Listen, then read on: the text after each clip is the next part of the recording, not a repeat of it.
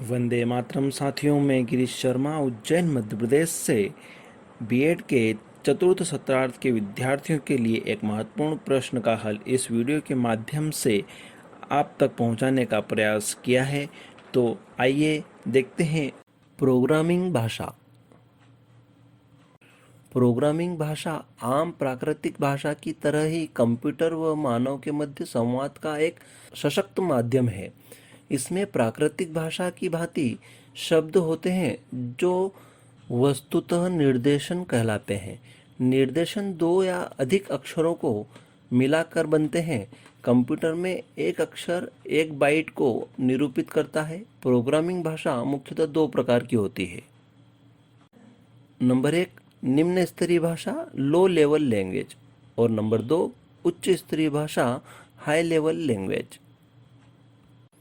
Number एक है निम्न स्तरीय भाषा। ऐसी प्रोग्रामिंग भाषा जिसमें मशीनी स्तरीय भाषाओं का प्रयोग होता है निम्न स्तरीय भाषा कहलाती है। इनमें मुख्यतः दो प्रकार होते हैं। नंबर एक, मशीनी भाषा, और नंबर दो, असेंबली भाषा। मशीनी भाषा में लिखे जाने वाले निर्देशन अत्यंत कठिन होते हैं तथा यह आमतौर पर केवल मशीन ही समझती है। इनके निर्देशों को लिखना व पढ़ना अत्यंत कठिन है। मशीनी भाषा किसी विशेष मशीन को आधार बनाकर लिखी जाती है।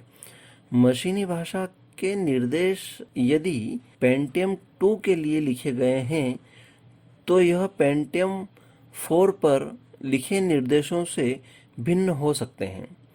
मशीनी भाषा की एक विशेषता यह है कि इसका क्रियान्वयन तेज होता है क्योंकि इनके निर्देशों को मशीन के द्वारा समझने के लिए किसी अनुवादक की आवश्यकता नहीं होती है।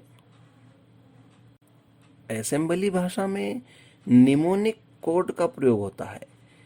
इन्हें मशीनी भाषा के संख्यात्मक कोड की अपेक्षाकृत लिखना तथा याद रखना अधिक आसान होता है। असेंबली भाषा असेंबलर नामक प्रोग्राम का प्रयोग करता है जो असेंबली भाषा को मशीनी भाषा में अनुवाद करता है। चूंकि प्रत्येक प्रोसेसर के मशीनी भाषा का एक अनोखा इंस्ट्रक्शन सेट होता है तो प्रत्येक के साथ एक असेंबलर होता है। असेंबली भाषा को एक विशेष प्रकार के मशीन को ध्यान में रखकर लिखा जाता है।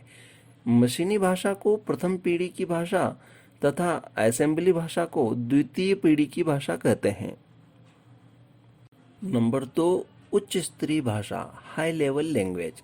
वे कंप्यूटर भाषाएं जिनके निर्देश अंग्रेजी में लिखे जाएं और इन्हें अन्य विशेष प्रोग्राम के द्वारा मशीनी भाषा में अनुदित किया जा सके उच्च स्तरीय भाषाएं कहलाती है। उच्च स्तरीय भाषा के प्रोग्राम को कंप्यूटर सीधे नहीं समझ सकता है क्योंकि इसके निर्देश मशीनी स्तर पर मशीन कोड में न होकर अंग्रेजी भाषा में होते हैं। उच्च स्तरीय भाषा में लिखे हुए प्रोग्राम क्योंकि मशीन स्तर पर नहीं लिखे जाते हैं इसलिए ये मशीन पर आधारित नहीं होते हैं। उच्च स्तरीय भाषा में लिखे प्रोग्राम एक कंप्यूटर से दूसरे कंप्यूटर में स्थानांतरित करके भी आसानी से प्रयोग किए जा सकते हैं। भाषा के तृतीय पीढ़ी की शुरुआत उच्च स्तरीय भाषा के विकास से समझा जाता है। उच्च स्तरीय भाषा के उदाहरण। फोर्ट्रैन।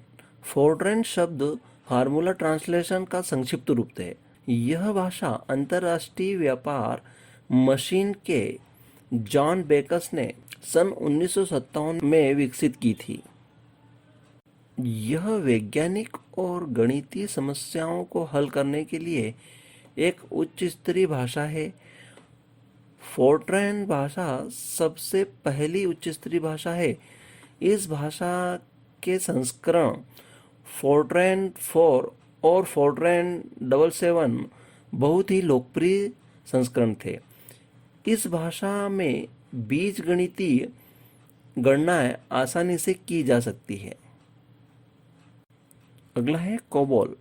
कोबोल शब्द कॉमन बिजनेस ओरिएंटेड लैंग्वेज का संक्षिप्त रूप है।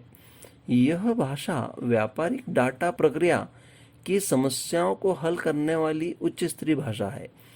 इस भाषा के विकास का कार्य सन 1959 में कमांडर ग्रेस मूरे हॉपर के मार्गदर्शन में अमेरिका के रक्षा विभाग में हुआ। बाद में इस भाषा के विकास का कार्य एक समूह कोडासिल को सौंप दिया गया। सबसे पहली औपचारिक कोबाल भाषा की रिपोर्ट सन 1960 में छपी। इसके बाद कोबाल भाषा में कुछ सुधार हुआ और सन 1968 में इसका नया संस्करण आया। इसके बाद अन्य संस्करण सन 1974 और 1984 में आए। वर्तमान में कोबाल भाषा व्यापारिक डाटा प्रक्रिया के लिए एक उच्च स्तरीय भाषा के रूप में प्रयोग होती है। कोबाल भाषा को विकसित करने के लिए मुख्य लक्षणों में से एक लक्ष्य यह था कि एक ऐसी उच्च स्तरीय भाषा को विकसित किया जाए जो मशीन पर आधारित न हो, जिससे इसमें तैयार प्रोग्राम अलग अलग कंप्यूटर पर क्रियान्वित किए जा सके।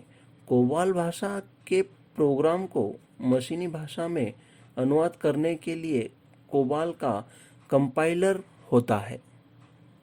अगली भाषा है बेसिक। बेसिक शब्द beginners all purpose symbolic instructions code का संक्षिप्त रूप है। यह माइक्रो कंप्यूटर में बहुत अधिक उपयोग की जाने वाली और सीखने में सरल उच्च स्तरीय भाषा है। यह सन 1964 में डार्टमाउथ कॉलेज अमेरिका में डॉक्टर जॉन केमिनी और थॉमस कुड्स ने विकसित की थी। बेसिक भाषा में अनुदित करने के लिए इंटरप्रेटर का उपयोग किया जाता है। इसका प्रत्येक निर्देश लिखने के तुरंत बाद इंटरप्रेटर द्वारा जांचा जाता है, जिससे त्रुटि का तत्काल ही पता चल जाता है। अतः यह प्रोग्रामिंग प्रारंभ करने वाले विद्यार्थियों के लिए उपयुक्त उच्च स्तरीय भाषा है। इस भाषा को कंप्यूटर में संग्रहित करने के लिए कम संग्रह स्थल की आवश्यकता होती है, क्योंकि इसके अनुवादक का आकार छोटा होता है। यह अधिकतर माइक्रो कंप्यूटर में कार्य कर सकती है। बेसिक भाषा के कई संस्करण आज उपलब्ध हैं। सबसे अधिक एक लोकप्रिय संस्करण GW बेसिक और बेसिका है। अगली भाषा है पास्कल। यह एल्गोल 60 भाषा से जनित भाषा है। इस भाषा का नाम महान गणितज्ञ ब्लेज पास्कल के नाम पर दिया गया है। इसे निकलस वर्थ ने सन 1970 में विकसित किया था। इसका विकास सिस्टम सॉफ्टवेयर को तैयार करने के लिए किया गया था। यह भाषा एक ब्लॉक स्ट्रक्चर्ड भाषा है। अगला है सी भाषा। सी भाषा का विकास सन 1972 में AT&T अमेरिका की बेल प्रयोगशाला में हुआ था। यह डेनिस रिची ने विकसित की थी। इसका नाम सी इसलिए रखा गया क्योंकि इसके पूर्व संस्करण का नाम B और BCPL था। आजकल इसका उपयोग वृहद रूप में सॉफ्टवेयर विकास में हो रहा है। इसके अलावा यह ऑपरेटिंग सिस्टम यूनिक्स से संबद्ध भाषा है, जिससे इसका उपयोग और भी बढ़ गया है। यूनिक्स ऑपरेटिंग सिस्टम भी इसी भाषा में तैयार किया गया है। यूनिक्स के कई पूर्व निर्मित प्रोग्राम सी भाषा में ही लिखे गए हैं। सी भाषा एक शक्तिशाली भाषा है क्योंकि यह मेमोरी में संग्रहित डाटा को एड्रेस प्रदान करने की सुविधा देती है। अगला है C++।